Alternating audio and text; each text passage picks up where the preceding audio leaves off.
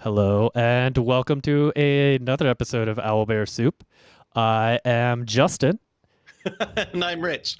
I was just thinking about in the background going like owlbear soup. I don't know what it would be. But something just to back you up. Like, do we need a theme song? I mean, I do think we need a theme song. Can it be about tea? Because I realize I don't have my tea. That was my lament. Aubrey, if you're available, I would love some tea. If not, that's okay. All right. Anyway, onward and forward. Today we are going to be using my platform for good. I promise. So here we are. It's Sunday morning, and we are here to talk about undersea adventures. Perfect. Specifically, we are going to be attempting to write an undersea adventure with chat. Whoever can help us out, great. Otherwise, I think we have some ideas. Yeah. I, in fact, was looking at really cool and creepy things underwater this morning, just like pictures and stuff. Oh, really? And if you look at the screen behind me, I found this really cool. There's like an undersea museum, and it has like weird statues and stuff undersea, and then there's like you can see there's like these pictures of people like walking over here, and then there's that cool wall over there. Anyway, it seems like such an interesting place, and I kind of want to go. That would be fun. That sounds really fun. Right? Every time they've got a documentary and we're headed underwater, like I'm always excited. I want I want to be down in that little undersea submersible. Yeah. Yeah. Oh, speaking of submersibles, my friend Megan and I, we've always kind of plotted to go down to Belize and take a small submersible trip down off the shelf and check things out. So here's the thing to know. Here's the thing to know about it. This submersible was built by an American, an immigrant. So he immigrated to Belize because he wanted to build submersibles. He built his first submersible when he was in his teenage years, living in Kansas. Really? Or something like that. Yeah, somewhere completely landlocked. But he went out there, and now he has a submersible company where he takes these people down submersibles for getting fed, feeding sharks, or just going off the edge of the shelf, or all these other things. And it's hilarious. On his site, you could say, "Is this submersible safe?" And he's like, "Yeah, I'd go down on it down in it all the time."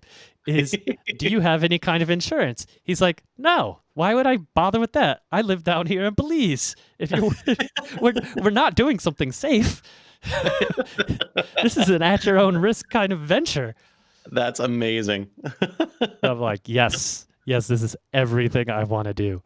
That's how you want to go underwater for sure. For the first time, is like in a homemade submersible. It's pretty good. It's yeah. That reminds me of Halloween a lot. All right.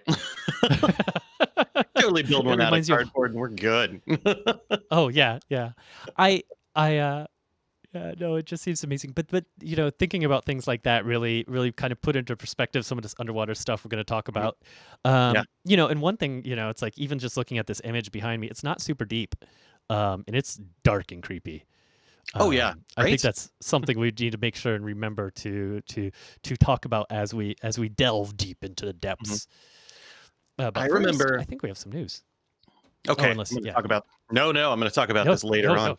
no. Tell your Mm. story. Tell your I story. just I just remember there was a time where I wanted to create this monster movie as part of like a big puzzle project, and so I was plotting the whole thing out, and I wanted there to be, the moments of like arms coming out of the water, or tentacles or something. And it was the realization that if it was nighttime out, it doesn't really matter how shallow the water is. You can't see down there. Like it's super dark. There could be Hmm. anything 2 feet down. Yeah, Yeah, yeah. it's a Oh terrifying man, world. yeah. Oh, yeah, you know, growing up in Florida, I used to swim in a lot of ponds. Mhm. You know, and in Florida, you have to worry about gators and snakes, and you know, and it's just like you know, those ponds get kind of murky once you're kicking them underwater after if they're like Uh-huh. really small ponds, and it's like, oh no, all of a sudden, like I can't see the bottom, and that's a creepy feeling. Yeah, I always felt safe in Oregon because we got all our mountain ponds and there's nothing in them but fish and frogs, whatever. But every time I kick mud up, it was just like, nope, I'm out of here. It was probably going to be fine, and I didn't like it anyway. Oh man. I never even thought about that. Oregon probably only has fish and frogs. Yeah, I guess growing up in Yeah, Florida, I'm just used to like, oh, I gotta watch out for rattlesnakes. I gotta watch out for right. water moccasins. You know, and of all the things I was the most scared of, they were alligator snapping turtles. Yeah, Those yeah, yeah. were the scariest thing. Like, you know, if it was a gator, I was like, okay, well, I can do the zigzag thing, and hopefully I'll be okay, and it'll lose interest in me soon. Because that's the idea. You're not gonna outrun it. It's gonna lose interest at some point. I see. You know, a water moccasin, I might stand a chance. I've caught plenty of, you know, I grew up in Florida, caught snakes by hand. What? Um, yeah, Okay, sure. I was like, okay, so I might be able to make it. I might be able to survive, but not an alligator snapping turtle. My foot Mm-mm. just slides in that mouth, and I'm done. Eee. It takes a huge chunk out of my foot, and then I die instantly because I'm sure that's I how don't like that. alligator snapping turtles work. Right. Ugh. Okay. Yep. Uh-huh. Nope. I So, just knowing Mount Hood is a volcano was all we had. oh man. Anyway, new. We have prattled on for a little bit.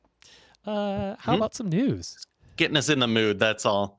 Yeah. Um, I I got excited about finding some news for today because there's some neat things out there. I was taking a look at Kickstarter, and first of all, EN World often puts out like very short, quick starters that they call them. They're only Mhm. up for a little tiny bit, and there's one that has 27 hours left from right now. So if you're interested, get on it. It's called Presents for Goblins. It's festive resources for D&D 5th ed. Um, it talks about like these very Dickens style adventures that they've got in here. A lot of Fae like themed NPCs, different Fae in here, like monsters taking up the festive winter spirit, which is very cool. Servants of the Winter Court, stuff like that. I love this stuff, and it is a super cheap quick starter to get in on. What is that? It's $10 for the PDF, which is great. Is that all on Kickstarter or is that on Ian World? Oh, it is on Kickstarter right now. Oh, okay, cool. I forgot I have access to the chat. You do. Uh, you have power. Boom. Here, I will while you figure out your power, I will bring up my one piece of Yeah. news. And so tomorrow, I believe no, tomorrow. Is it tomorrow? Yeah, tomorrow, Monday. A new product is going to be hitting the DM's Guild from our very own Richard Molino. Oh my goodness. I'm excited about that. Yeah. So, tell us about your product. This is something I've been working on for a while because I got, way too many kids in all my games right now. And I guess since this summer, it's been like, I might be at 350 hours D&D with kids. I don't know. It's a lot. And the thing I keep noticing is that everybody wants pets, and not just like, I want Mhm. to play a ranger. with an animal companion, or I'm gonna wait until Tasha's comes out with pet options. But like, I just want a pet. It's a bird. It flies around. Sometimes I ask it to do things, and it does. And Nice. right, not like I want a combat machine. I don't want tactical. I just want a pet. And so in my games, I give out pets. Everybody can have one. It's fine, and they can kind of Hmm. talk to them. And that's been some of them are just like cool. I have my owl go fly around. I say, go fly, and it does, and that's about it. Sometimes it's a Hmm. mount, but they always want them to do things, and I don't really want them to do things because I don't have rules for it. I'm worried about balance. Like, what does the Beastmaster do if this pet is as powerful as their animal companion or more? Um, and so Beast Bonded is a book I wrote, which just gets over that. Just says, fine, you know what? You sacrifice a background to become Beast Bonded, and you get this pet, and you get to build this pet. Nice. Here's some, basic stat block. Um, you decide if that's going to be a smart pet or a brave pet or a wise pet, and get some stat bonuses from there. You pick a cool ability that it has. Done. um, Nice. and it's great. I really like it. There's like 5 sample creatures in there, using some cool arts from the DM's Guild, from Rose Lyceum, which is very Oh, awesome. nice. And so there's like this big ghost dog looking like wolfhound. It looks very cool. And so I'm making sure it's got an ability, like its attack is called Battering Ram. It just hits it with their head, like a dog. Uh, it's proficient in like wearing armor, stuff like that. So I just wanted to make these pets. I wanted them to be fun. None of them are proficient in attack. That was my like, let's calm this down a little bit. So they'll all be rocking Hmm. like +3s to hit. That's about it. But I Nice. like the idea. You have a flying squirrel. It yells out some like sonic chirp or something. And that's how it does damage because it's very loud. um, Nice. Nice. and you get a pet. That's awesome. That's awesome. Uh, Thanks for the follow, Rabid Battle Pause. Oh, wow. And yeah, over on Twitch. And Awesome. thank you so much. And Aubrey, yes, we will give you a pet. Aubrey's over on YouTube right now. And so Yes. yeah, I like I said, I didn't really have much else news. I was digging around underwater pictures. So if you have any more news, do it up. Oh, I do. I do. So I got 2 more things. First of all, I'm a Pathfinder fan. There is a Humble Mhm. Bundle up for the next 22 days, basically. So you've got time. It's all about monster lore. It's a lot of their first edition books, it looks like, that they're just putting up and online, and basically for a total cost of $18. There's so many books here. It's ridiculous. A lot of them are going to have stat blocks that may not be super useful to your Pathfinder 2 game, but there's so much lore in here, and that's what they're really driving at. Okay, Um, yeah, that was going to be my question: is it valuable for the folks who have moved on to Pathfinder 2? I mean, there's a lot of things in here, like, a lot of their revisited series where they talked about, undead, demons, hell, Demon Hunter's Handbook, Undead Slayer's Handbook, more mythical monsters. The problem will be translating those stats to Pathfinder 2, but they are banking on the fact that maybe what you want is all the writing that they have done. And I can't even count how many books there are here. This is, oh my gosh, Right. ridiculous. Like every Humble Bundle is, but there's some really good stuff in here. The Animal Archive was a book that I used a whole lot. That's at their top tier. The Undersea Bestiary, tons of monsters in there. It's going to be hard for me to pass this one up. Going to be honest, Nice. just because I like Yeah, more monsters. I was never a Pathfinder 1 player really, but I did always buy all these books that came out cuz like the artwork in there is fantastic. Mhm. The writing is really good.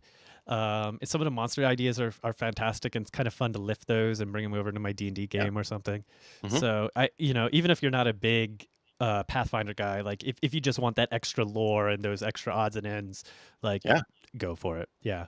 Absolutely. So And like I said, the top tier is $18. So, and they're saying that's a total of $378 worth of stuff. And it supports apparently comic books for kids. oh, I love that So charity.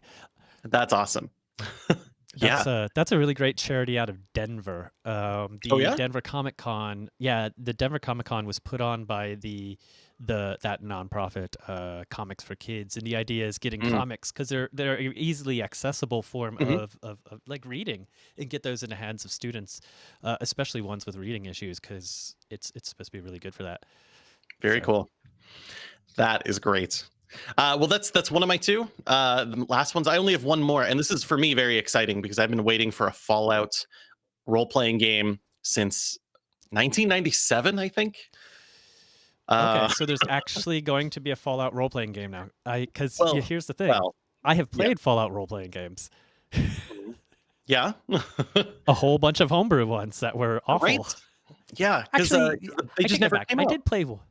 Yeah, I did play one back in the AOL days. So back Hmm. when Fallout was a top-down thing, it wasn't Yep. so much a first-person shooter, and and that one was really fun. The person who wrote it did a really good job writing it. But of course, that was like 20 years ago now, so I don't Yeah. remember much. But I Right. remember it was a ton of fun.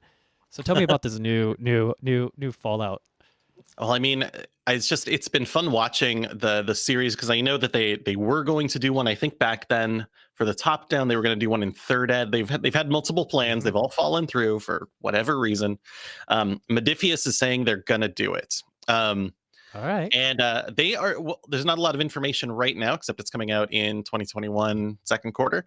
But their big idea for this one is that, like the recent stuff Modifius is doing, it's going to be part of their 2D20 system they've used for Okay. Mutant Chronicles and Star Trek Adventures. Okay. So hopefully people are familiar with that system. I was not, so I had to like dig into it. But the big idea here is that you are rolling 2d20s and you're trying to roll low, you're trying to roll under a target number. And that number Hmm. is created by like your attribute and skill. So if you're really good at things, it's a really high number. You roll under it pretty easily.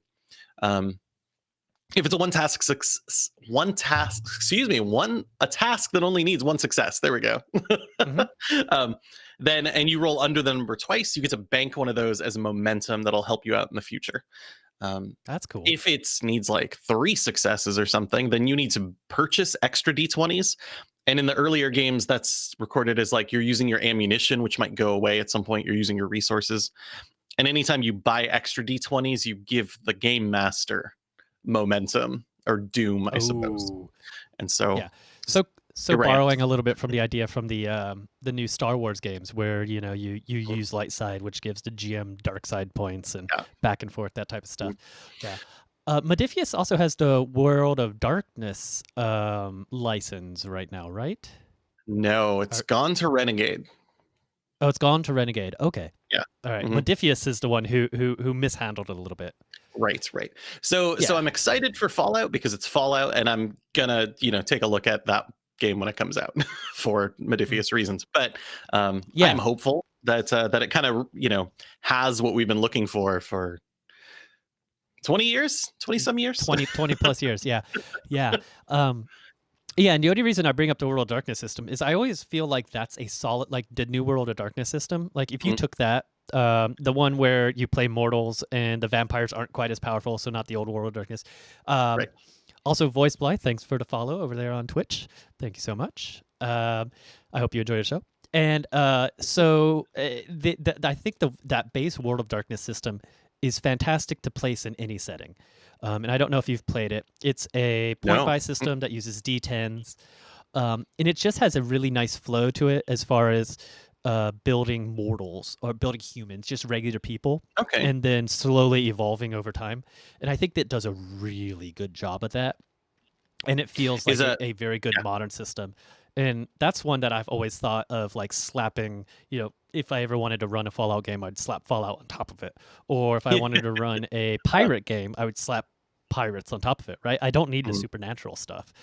Right. Anyway, I love the World of Darkness system. It's a solid system.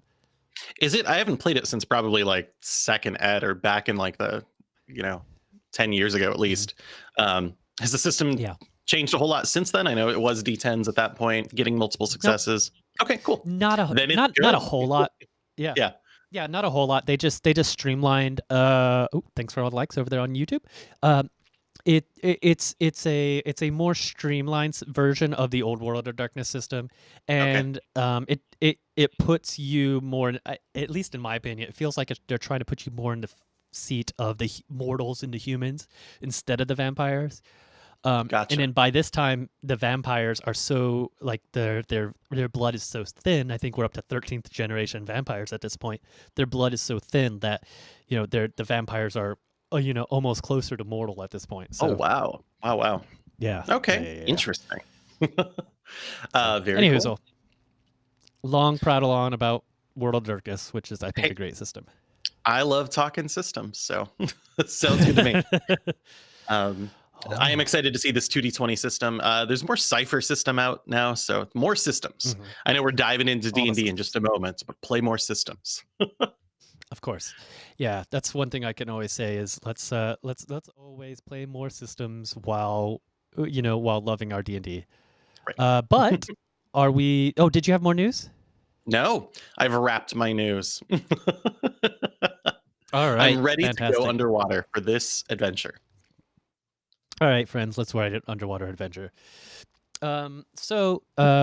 We like to start these with our something. I don't know. How do we want to start with this one? I think let's come up with our hook.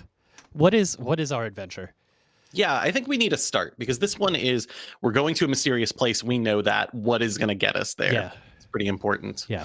Um, Sunken treasures, cliche, but it's cliche for a reason. It's like it's always a right? great reason to dive down.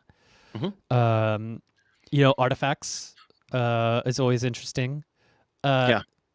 meeting a specific creature could be interesting. Like, oh, you have to go talk to, the prince who has secluded himself in this XYZ cavern or something in the Sure. trench. Right. Um, I like that. I under like any of these treasure hunt style starts allow us also to have NPCs at the beginning who are not that special. yeah, I don't need a absolutely. Yeah. sea elf storming out of the shoreline. I need your help. It could just be No. our ship sank. Go retrieve some Yeah. things. Um, Yeah. so I kind of like that. I kind of like that they're looking for something important, whether that's a person, whether that's an object. But I think this is a cool shipwreck start. Like um, maybe a noble family needs some help. Maybe one of the temples needs some help. Could be a fun way to get this going. Let's see. I always love, we've done a lot of stuff where we're working with like individuals. I like the idea of the church. The church. Okay. Yeah. What church? I don't know. The church. The church lost a religious artifact. Yeah. Artifact in a shipwreck. Artifact. Oh, In a shipwreck. perfect. Hmm. Is it a recent shipwreck or is it like a bajillion years ago and they just now they need the artifact because of X, Y, and Z? Oh, I see. So they're getting like an old relic back. I was just sort of thinking of the mystery of I'm not going to tell you what this relic does. I just need you to go get it and Right. bring it back. And but I kind of like the old one Which because is fun. it'll allow us which is fun, Yeah. right? Yeah. But that gets us into like it was just attacked. People did it for a reason. I kind of like this ancient one. If it's older, that Yeah. means that who knows what could be there now. I mean, it doesn't need to be. Right. Doesn't mean you're fighting Sahagins who are attacking your boat. It could be something terrifying. Just down in Exactly. the deep. I love it. I love it. I love it. Okay, so let's see here. It was lost over 100 years ago, Okay. and the church needs the urn of MacGuffin. Old Ernie MacGuffin. Is that MacGuffin? Ah, that's close enough. Oh, wow, I hit caps lock. Mick Guffin. Okay. Oh man. All right. For a ritual. They need it for a ritual, right? Yeah. Yep. They are going to pay an obscene amount, Right? but they're smart. They're going to start low. Oh, and let you bargain them up. Yep. Bargain them up. That's not the word I wanted. No, that's perfect. Sure. Okay, so like, all right, so let's backtrack a little bit. Let's call this an adventure for let's see. I want to say like let's go a little higher with this. Let's go like Sure. when do we get breathe underwater as a spell? That's a level 3 spell, so level 5. Right. Let's go 7 to 9. Okay, so that means we don't need to solve all of their problems. They should have some means to do that themselves. Yep. Yep. They could prepare. They could get potions. There are things they could do. Uh-huh. Yeah, 3rd level spell. So 7 to 9 sounds good. Great. So they've had access to this spell already, and and maybe now they need to go hunt it down. But Yeah. So here I love the idea of the low wall offer, and they're willing, like say they're willing to pay, like up to 1,000 gold each, right? Yeah, Player, right? that's pretty good. And pay for scribing underwater breathing into the wizard spellbook. Okay, that seems reasonable, right? Because they may not have it already, so we kind of need to help or out. supply a scroll, right? So this can vary based on your players, right? If your players think 1,000 gold is nothing, then and actually why not, right? There's level 7, and they're willing to go 10,000, right? But here's the kicker: Yeah. they'll have to negotiate for it. So the bidding starts at like 500 gold total. Okay. And then we develop like a little bit of a barter mini game here, where they could barter up to whatever, right? So you say, okay, 500 gold, no questions. Okay, but why do you need this? Okay, how about 1,000 gold, no question. Oh, I like that. That's very good. Okay, because they know something is weird, but yeah, they'll just pay them not to ask questions. Pay them to not ask questions and not open it up. So let's see. So at what points do we figure their eyes are so big? I mean, how do we decide? What if they say that's not enough? I want to know what it is. How do we stop then them? you walk away. You just step out. You're just done.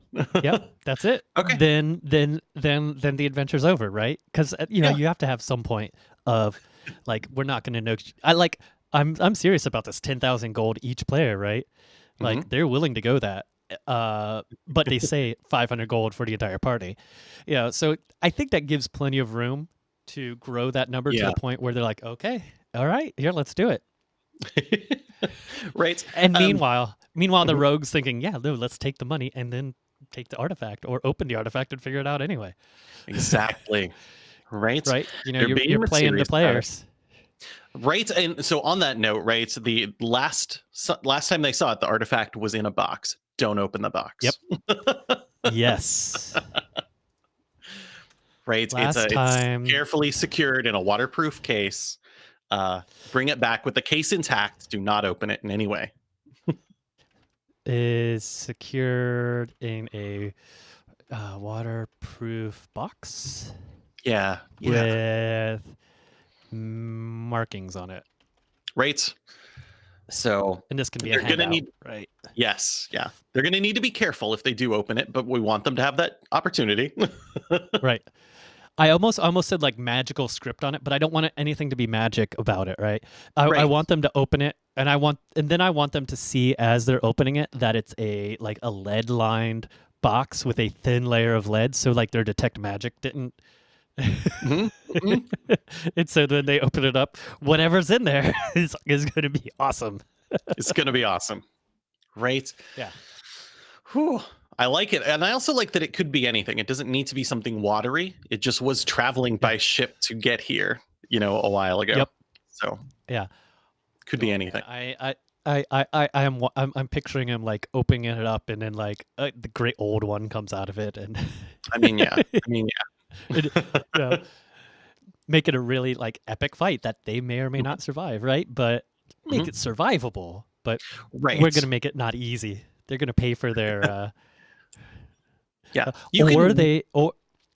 Yeah, I think two paths, right? If they open it, then they fight this big creature here. If they don't open it and they are carrying it back, then they get attacked by a different creature or maybe a boat of pirates or something, another religious sect or something trying to intercept the Oh, artifact.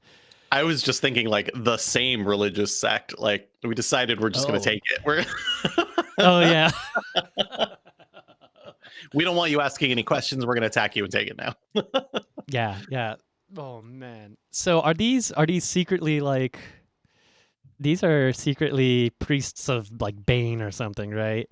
Oh, could And they're be. Could posing. be. All right. Oh, Let's see well, here. with this, yeah, I'm liking this definitely. Rates, they're posing as someone else, so you could ask no questions and bring it back to these neutral clerics of some kind. Um, Hmm. rates, They're you figure posing out. as Yeah. Mhm. priests of Kalimvor Okay, reasonable. because those or Ogma even, right? I think Ogma's good because Ogma deals with knowledge, and they're Mhm. like, we can't share this knowledge with you. Rates. Some Yeah. knowledge is meant to stay secret. We'll, of course, we'll open the box in your presence. Of course, we will. We might have to figure out, again, this is a moment where they're going to make insight checks. They're certainly going to try to cast a zone of truth or something. I don't know. Right. um, so I don't know. There's always a fun moment where certainly Priest of Bane could have some protection against that, some mind blank active, some. Yeah, yeah, yeah. They have time to prep for this, They've prepped for this moment. Yeah. so all their lies are going to be really hard to detect, to the Mhm. point of like they're going to have magic interfering. Right, right. And you are not allowed to use magic in their temple. they Yeah, immediately shut it down and walk away. you have to go through an anti-magic temple or an anti-magic field to get in there. Right, because this is a secret. It's a secret. So they're Yeah, going to let you into their vault or something, to answer these. We keep our vaults very secure. That's where the conversation is. yeah, Yeah, so the protections seem reasonable. yeah. Or I guess Oh if my it's goodness. Ogma, their innermost library, something like that, the secret Yeah, library. something like that. Mhm. Oh man. All right. Yeah. So yeah, they take the players to their innermost library, past an anti-magic field, where the Yes. negotiator is waiting for them because they have magic on them and they're cheating. Right? So cheating. All right, here we go. Man, off to a good start already. I'm excited. All right, so you're the players. You meet with this priest, several priests, and they take you to their innermost sanctum into this deep library. You're surrounded by dusty books, and there's like a table with all kinds of like papers all over it, and scrolls and maps. And it's all written in these strange old languages. And there's like very old, ancient, like hunched over human looking over some books, and that's the negotiator. That's the one. That is a changeling, working for Bane and the Right? Zentarum. I love this. This is great. Right, because you can really play up the you're inside the vault, you're seeing the secrets, you see the maps laid out on the table, Yeah, you realize where you're headed. um, you know, can totally give them some history checks as they're looking at those to figure out that's like, aha, this is a very common route between these two cities. What's that X on the map? What does that mean? right. hmm So that's good. A lot of good Oh, flavor there to get them in the mood for going on an adventure without necessarily making it seem like you're taking some shady deal from some people behind an alley. right. And that's the interesting thing about like especially trying to write for people who aren't your group, right? Mhm. You're trying to create that this is a safe character to trust is hard. It Um, is. like you could make him you could make him a little. I would even make this guy a little cranky, like not necessarily like trying to lay it on too thick. Like they really need their help, but he's a little bit cranky and he's a little impatient with you, and he's a little grumpy about like you wasting his time, right? So Mhm. that they think it's just like an annoying NPC. Right. Meanwhile, Right. that NPC is playing against them. Right. Because you want the one PC, right? Probably just one who's like, I don't trust this person. I'm making insight checks. You want the rest of the party at the start to be like, that's unreasonable. They're probably fine, Mhm. right? But you want that person later on to be like, I told you. I told you. Exactly. Right? Yeah. That could be fun. They could also, have this some sort of calamity. The reason that they need this object, while they're not being clear about it, like there could be something going on, and people could get the sense that this cranky person is impatient, wants to go fix a problem, needs your help, or is mad that they need your help. There's a lot of ways to play that, I think, which is good. Yeah. Yeah. All right. Well, that's awesome. Okay, so we've got our All we've right. got our hook, we've got our force leading you in. Ooh, Now so we that takes embark, time. right? Yeah, we got a boat. So now embark. Do the PCs have to find their own boat, or is one supplied to them? I mean, supplied would be good, but at the same time, um, wouldn't those all be priests of Bane or something as well, right? Yeah. I kind of like the idea that they've booked them passage on another ship, maybe, so they don't have to find it, but it's not like the Ogma ship, so they get to meet some independent contractors who are Yeah. headed that way, anyways. Maybe Yeah. they'll be And going one way, but not the way back, or something. yeah. Maybe it's just a small boat with a Mhm. captain, Oh, right? sure, yeah. And them, right? Almost like Jaws-esque small boat. Like, Oh, it's a pretty small boat. Um, and the site is 3 days, 2 days out, 3 days, 2 days, 2 days out. sure. 3 days out might be too much. Mhm. 2 days out. Right. 2 days not bad. That's enough time that maybe they need to do some tasks to help the boat keep going. So we get some like little sailing bits in there, give those sailing characters a chance to shine. And that's plenty Yeah. of time for a random encounter if we want. Yeah, for skill challenge types of things like rough waters, Mhm. getting caught on a sand shelf. I forget what they're called now. Yeah, I don't know. Sandbar. There we go. Sandbar. Getting There caught we on go. a sandbar. We could probably come up with a few of these for skills. Mhm. Getting caught on a sandbar. And then, navigating in the dark or something. Yeah. In a fog, right? All right, yeah, we'll just do that in a fog. All right, so then there's some skill things. So meanwhile, we could have a random encounter Right. with Sure.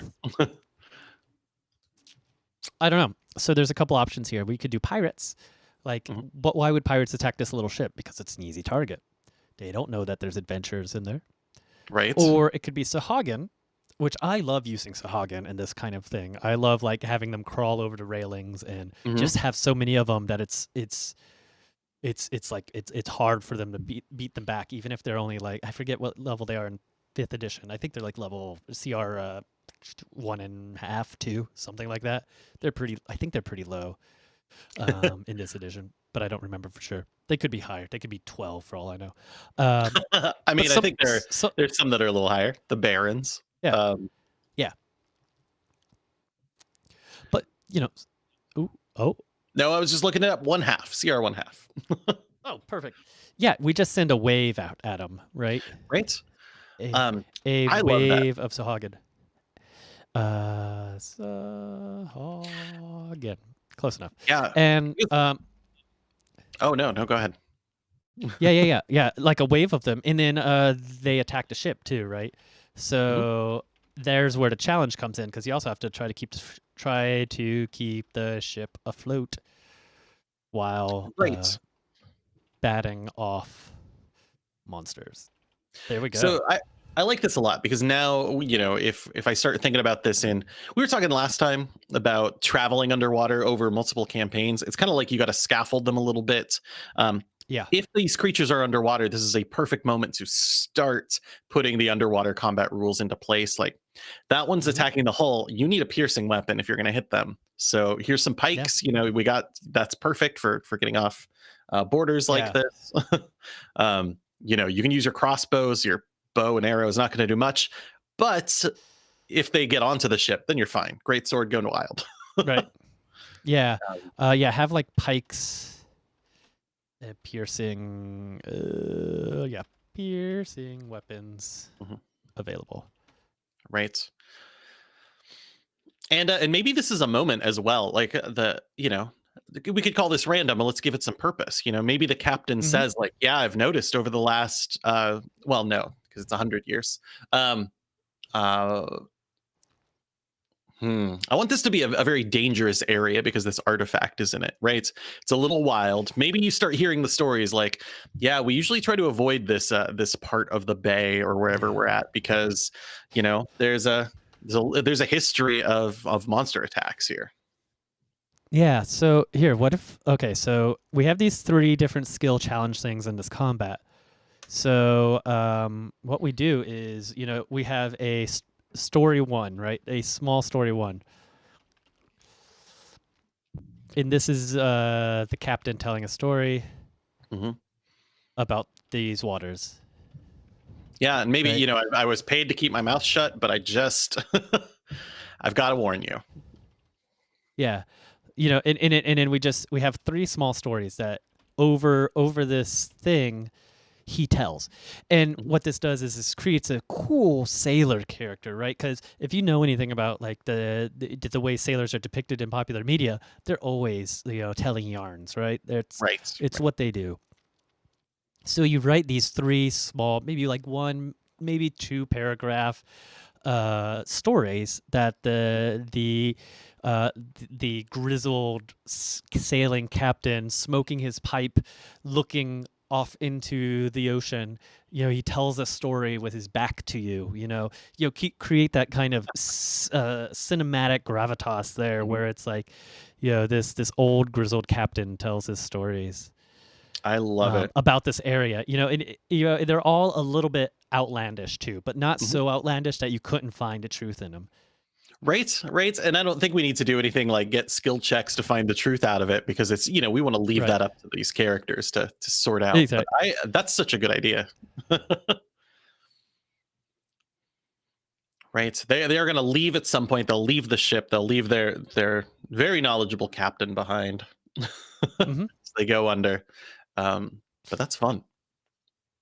Yeah. That's I like that imagery. Like, I don't know. Did you see well, I mean, even Jaws, right? The guy with the boat in Jaws. Like, it's at one point, they were telling stories and they were sitting around the table, and create kind of that scene that's in Mhm. that almost sense of calm in the storytelling and in that whole gathering that will then, like, make the next thing that happens that much more crazy, right? Which is the Yeah. Sahagin encounter, right? Or something. Right. And then another story or whatever, and they're like, oh, well, we're safe. Well, it's time to dive again. Oh. Perfect. Perfect. I like that so Yeah. much. So let's see. We've got um Captain about these waters, right? Definitely getting Yep. dangerous. Um, hmm, hmm. Trying to think what the other story moments would be. Probably one while they're getting ready to dive, maybe would be just kind of a fun one. We expect characters might be looking at their sheets, thinking about their options then. Um, Yeah. And then just after the Sahagin, right? Story 2 can come after the Sahagins, right. after the random encounter. Uh, and then after let's make this one after the second skill challenge. Skill scene, I guess. Right. So like, oh no, rough waters. We have to, or oh no, we got caught in a sandbar, and then he tells the story as you're navigating into the fog. Mhm. Yeah, no, I like that. Tells the story as navigating into the fog. Yikes. Yikes, yikes. That's always Well, I mean, good.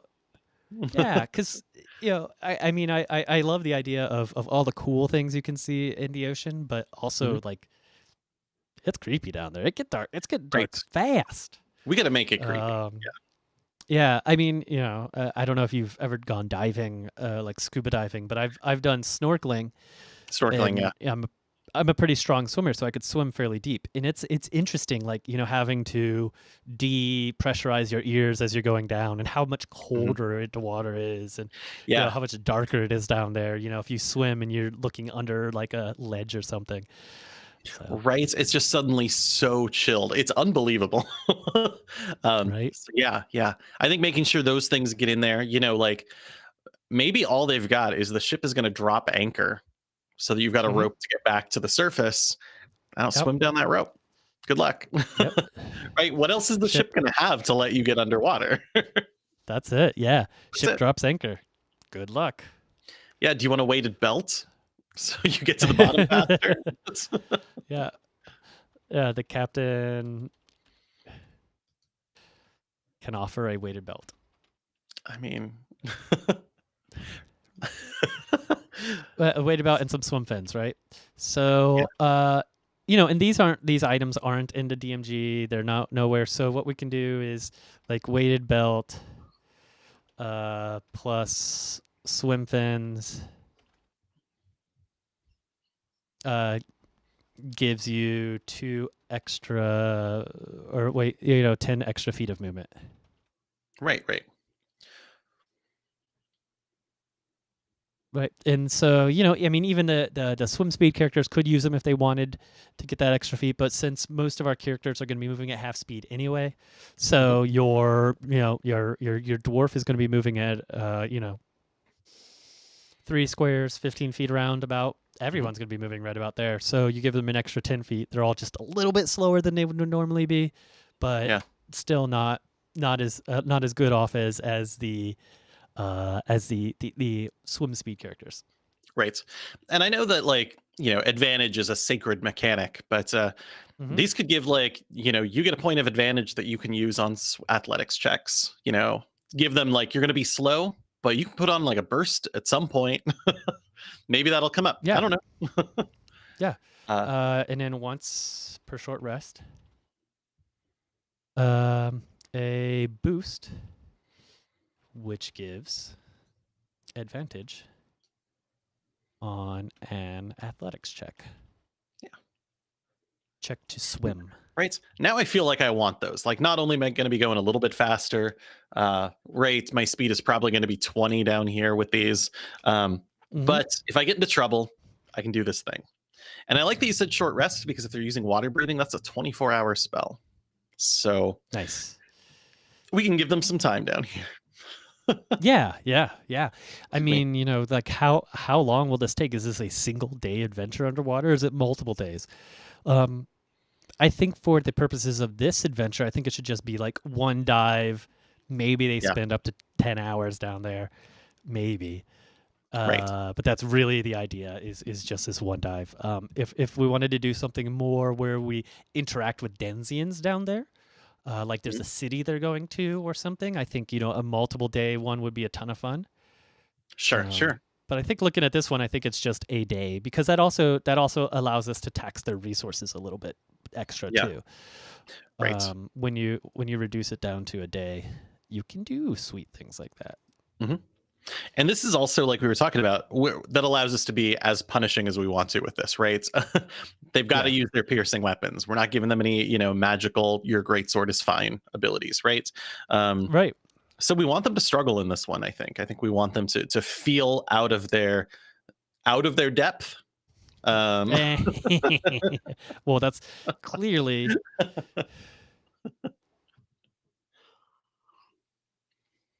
out of their depth. Perfect. I love it. Maybe the captain can do that as well. Yeah. Oh, yeah. Say the name of the adventure and then just pew, pew, pew. It's my favorite. Oh,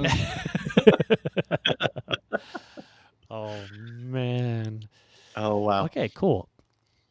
I love it. All right, so we've gotten to the area in which they're going to start to do the dive.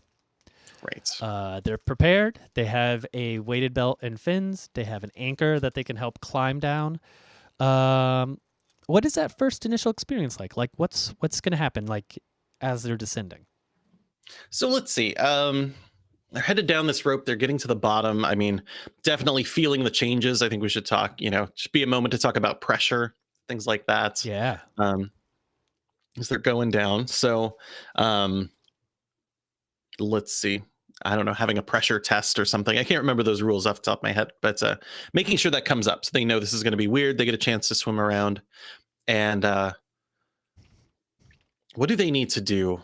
Maybe they start seeing some of those Sahagan again, Mm-hmm. scouts at a distance, right? Somehow. Mm. And so the first thing they need to do is or they see them maybe going up towards the boat, looking around, and they need to get on it quickly, stay hidden. I'm not sure. I like the idea Yeah, I that like that. they're under some time pressure, that they realize these Mm-hmm. are scary waters. I want to get in. I want to find this thing. I want to get out of here. They feel the pressure. They feel the depth, and know that going to fight, if they were on land, if they were on the boat and 5 Sahagan showed up, no big deal, no problem at all. Even Mm-hmm. if we advance these a little bit, right? They're level 7 to 9. That's easy. Down here, they've Right. got all the advantages. They're going to be moving twice Mm-hmm. your speed. They've got all the right weapons. Mm-hmm. So that could be scary. Yeah, I I like like that that. idea that they're on the run pretty quick. Yeah. And that allows us also to call back to that Sahagan threat. So they think this is going to be a Sahagan adventure, and then stop using Sahagans for the rest of it. Exactly. Right. All right, here we go. So they have a quick Sahagan encounter on the way down the chain or Mhm. the rope of the anchor.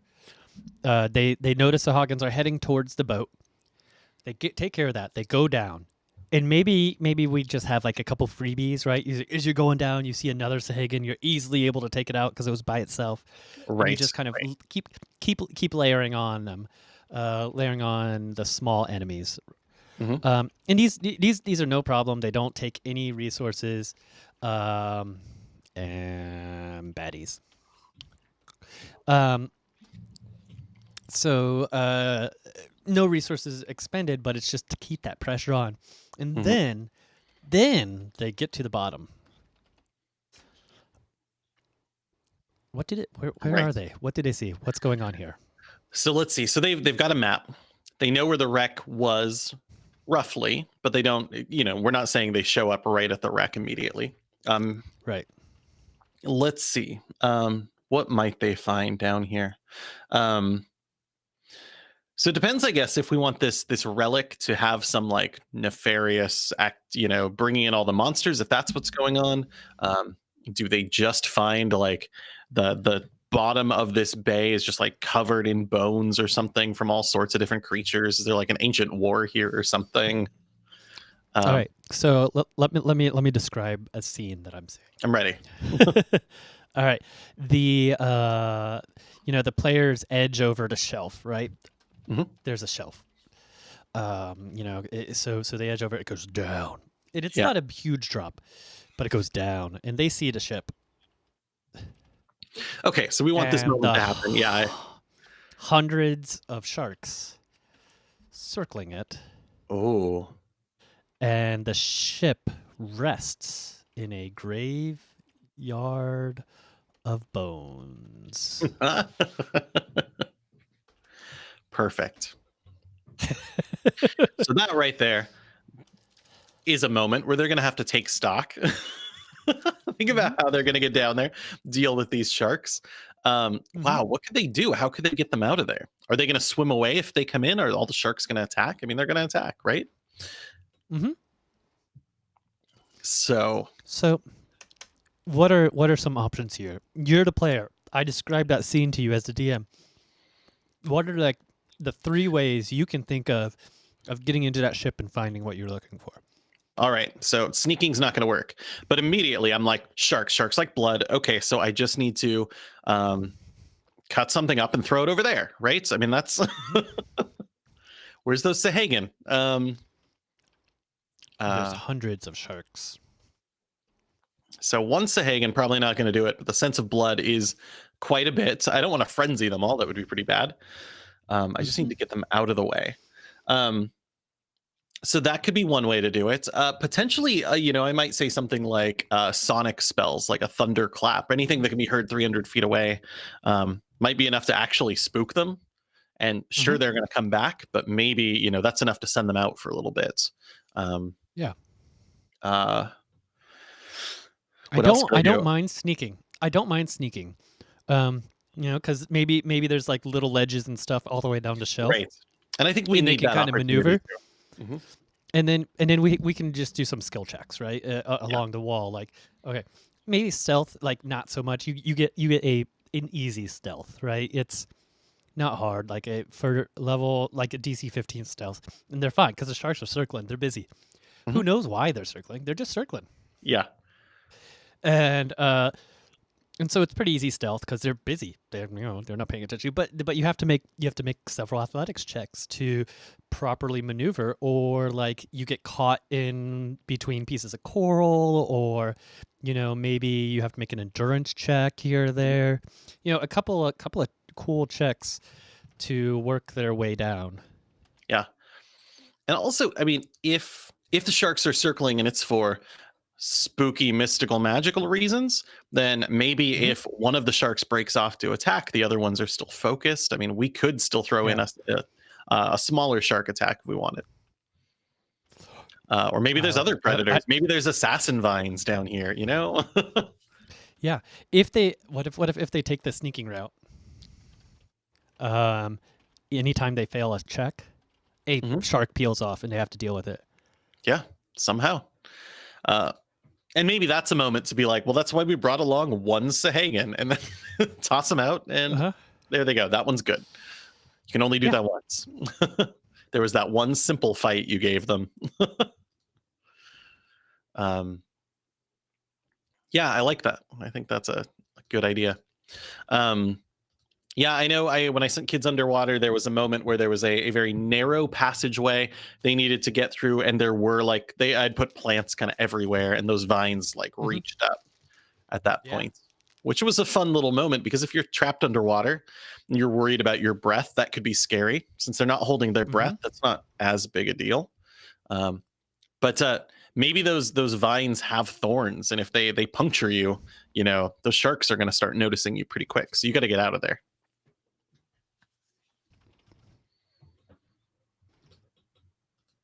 So some kind of just like environmental trap to kind of keep you on your toes a little bit. Hmm. I'm always a fan of that. It would be bad news if they I got like to that that. ship and with all their stealth, they're bleeding. Hmm. Right. All right. So here's the thing, though. The Mhm. actual swirling swarm of sharks is not really a threat. It's Right. just a right. That's not something they're going to fight unless they choose to fight it. If they choose to fight it, it is 112 sharks. Right. On a quick count, it's 112 sharks. That's Yeah. oh wow. And to make it easy on the DM, right? Mhm. Uh, to make it easy on the DM, They just win. No. they have they are they are divided into they are divided into two initiative counts.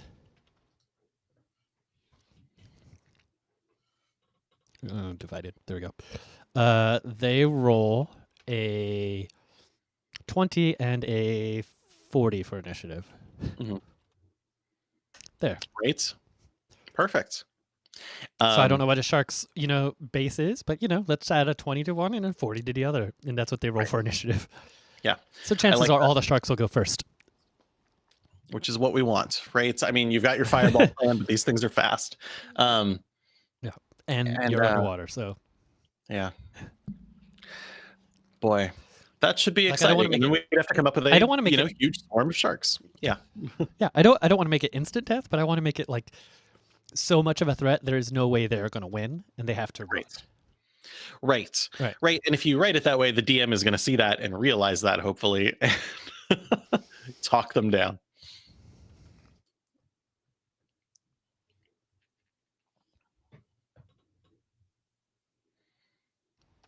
Yeah. Oh, beautiful. Okay. Um, so eventually they're going to make their way into the ship. Oh, I see what Hmm. time it is. I have been looking around for aquatic creatures on DM's Guild. I have Hmm. never run Ghosts of Saltmarsh. I do not believe Okay. that I will at this point. There's a Right. creature in there called the Maw of Sokola, which is a legendary creature. Seems Hmm. to be some sort of a rather important enemy in that book. It's only challenge rating 7, but this is kind of like what I would like to see in this ship. Maybe some sort of Yeah. major encounter that they have to deal with. Maybe some Hmm. smaller, a secondary one as well. For our adventure, we've Yeah. got some travel, one fight, this skill challenge here, skill challenge above. Feels like, oh, we're gonna have the big fight with all the clerics at the end. But we should make this worth it, I think. Yeah. Yeah, this should be a fun fight where we use. Oh, thanks for the follow, the Dapper streamer. Um, I I think we should make this it is a really fun encounter. Um, Yeah. it doesn't need to necessarily be like a hard fight, but the fact that we're using underwater and maybe this creature they're fighting is able to manipulate the water some way, so Mhm. it has cool powers like it creates a bubble of air around you, and then you fall for like 2d6 damage, Uh-huh. and that knocks the wind out of you. So then on your next round of combat, you have disadvantage or something, right? Right.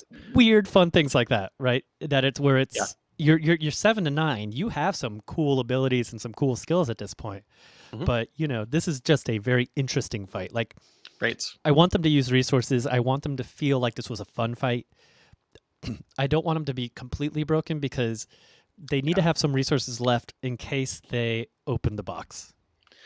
Right. We got the box versus the final fight moment to have, right? So while this is going to be Yeah. should be fun, should be intriguing. I love the idea of that air bubble or like adding currents, pushing people around into the Hmm. walls of this ship, things like that. Um, Maybe they also, as they're here, they start noticing this ship is not an Ogma ship. It doesn't seem very nice. Why did Hmm. that current just knock me into like an Iron Maiden? Why why are there implements of torture around here? What's going on? Um, we want to seed that mystery pretty hard at this point because we want them to open that box. I don't know if they're going to do it here or back on the ship. Who knows? Hopefully they don't do it here because that shark swarm seems pretty Hmm. nasty. But I like the idea that this is, the shark keeper or whatever, right? So this creature is the reason why all these sharks are here. And maybe once it's defeated, those sharks start, they leave the area pretty quickly. So Hmm. you have a nice, easy way to escape once you're done. Head back to the ship, deal with things at that point. And honestly, even though meta wise, of course, our players are going to be talking because they should be. They're underwater. I Yep. don't know what they're saying to each other. Their characters can't really communicate that well, Right. which is Oh a yeah, that's right. Mhm. Yep. Unless I guess no, because you can breathe water. Unless you're all speaking Aquan, I suppose. Yeah, or if someone has the ability to telepathically communicate, which is Right. an option, right? Mhm. It's Yeah, pretty. It's not too hard to get that kind of communication in fifth I edition. suppose you're right. Yeah, and at that level, something's going to happen. All right, so I think we've kind of hit our time limit for today. Um, so let's go ahead and talk about how we're going to wrap this up. So, looking at next week, we will probably go ahead and wrap the adventure up, and then start into designing and talking about and building the encounters the following week. Yep. Don't know what encounter that it is yet, but I imagine it's going to be the one inside the ship. But we haven't yet talked about what happens when they open the box, and we Yeah. haven't talked about like what happens when they get back to the priests of Bane. So it could be one of those, it could be two of those. Regardless, thank you so much for hanging out with us today. Rich, do you have anything you want to shout out to the masses before we wrap this up? Oh my gosh. I guess take a look for Beast Bonded on the DM's Guild tomorrow, since that'll be launching then. Mhm. And I don't know. Keep up for more news about the Academy of Adventures because I'm gonna not shut up Oh about yeah. it. Um, Gosh, it's fun. It's fun. What about you? Nope, just my normal DJ streams. I'll be back behind the decks on Thursday night at 6:30 p.m. We're gonna be watching an old movie, and I'm gonna be spinning some house music. Should be a ton of fun. And for those of us watching us on YouTube, make sure to click that little owl bear, who I think is over there. It says subscribe, so you can keep up with us when we're going live on the YouTubes, on the or on the Twitch side of things. Make sure to follow. You can't subscribe here, but you can follow us. Different terminology for the exact same thing. So Right. keep track. Join the Discord, and I think that's all I have. So have a great weekend. All right. See you next time.